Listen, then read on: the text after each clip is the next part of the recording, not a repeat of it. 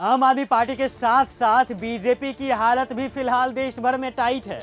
उसकी वजह है कि बीजेपी के अंदर ही फूट पड़ने लगा है। कोई आला कमान से खुश नहीं है तो कोई उस राज्य के अपने ही मुख्यमंत्री से खुश नहीं है। तो कुछ ऐसे हैं जो महत्वाकांक्षी हैं, उन्हें बीजेपी ने कुछ दिया नहीं तो चल दिया अलग से पार्टी ही बनाने।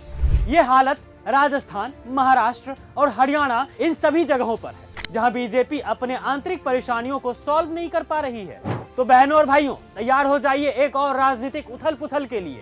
एक तो ऐसे ही केजरीवाल जी को सता रहे हैं सब मिलकर। बताइए, दिल्ली में हारे तो हारे, पंजाब से भी हटा रहे हैं सब मिलकर उन्हें। कोई 5-7 विधायक इधर उधर करता है। कांग्रेस पंजाब में आपके 30 विधायकों को ही उड़ाने के फिराक में है और इधर बीजेपी भी टूटने के कगार पर है। जी हाँ, बात यह है कि महाराष्ट्र में बीजेपी सरकार की एक मंत्री ने बगावती तेवर दिखाने शुरू कर दिए हैं।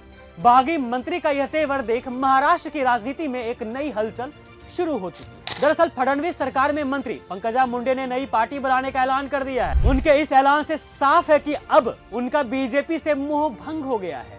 अब वे अपना रास्ता अलग करने की तैयारी में है। पंकजा ने अपने ताजा बयान में कहा कि अगर उनके पिता के समर्थक इकट्ठे हो जाएं तो वे एक नई पार्टी का गठन कर सकते हैं। बता दें कि पंकजा बीजेपी के कद्दावर नेता रहे गोपीनाथ मुंडे की बेटी हैं। अब पंकजा ने नई पार्टी का ऐलान कर बीजेपी को चेतावनी दे डाली है। हालांकि पंकजा के इस बयान के बाद महाराष्ट्र बीजेपी में सन्नाटा छाया हुआ है। किसी भी बीजेपी नेता ने अब तक पंकजा के बयान पर कुछ भी टिप्पणी नहीं की है, लेकिन धड़कनें तो सभी की बढ़ी हुई हैं, कहीं खेला ना हो जाए। महाराष्ट्र के अलावा बीजेपी की हालत राजस्थान में भी कुछ ऐसी ही है। देखिए, राजस्थान में किरोड़ी लाल मीणा हमेशा अपनी ही सरकार के खिलाफ मुखर रहते हैं। हाल ही में किरोड़ी लाल मीणा ने अपनी सरकार पर गंभीर आरोप लगाए। मीणा ने कहा है कि राजस्थान में बीजेपी की सरकार अपने ही मंत्री के कॉल रिकॉर्ड करवा रही है, उनकी जासूसी करा रही है। अपने ही मंत्रियों और विधायकों के पीछे सरकार सीआईडी लगवा रही है। राजस्थान सरकार में खूब भ्रष्टाचार हो रहा है। मीणा के बगावती तेवर को देखते हुए बीजेपी ने उनके लिए कारण बताओ नोटिस जारी कर दिया है। बीजेपी अध्यक्ष जेपी नड्डा के निर्देश के बाद मीणा को कारण बताओ नोटिस दिया गया है, लेकिन मीणा के हालिया तेवर को देख लग रहा है कि वे बीजेपी में बहुत दिनों तक टिक नहीं पाएंगे, जिससे राजस्थान बीजेपी बिखर भी सकती है। बिखरे क्यों ना, किरोड़ी लाल मीणा कोई छोटे नेता हैं क्या? सनम, हम डूबेंगे तो डूबेंगे ही, साथ में तुम्हें भी लेकर डूबेंगे। कुछ यही करने के मूड में है किरोड़ी लाल मीणा बीजेपी के साथ। अब हरियाणा की बात भी कर ही लेते हैं। यहाँ अनिल विज को हरियाणा विधानसभा चुनाव के दौरान लग रहा था कि अगर बीजेपी चुनाव जीत जाती है तो उन्हें ही मुख्यमंत्री पद मिलेगा, लेकिन हो गया उल्टा। नायब सिंह सैनी ही मुख्यमंत्री पद पर बने रहे, जिसके बाद अनिल विज ने नौटंकी शुरू कर दी थी।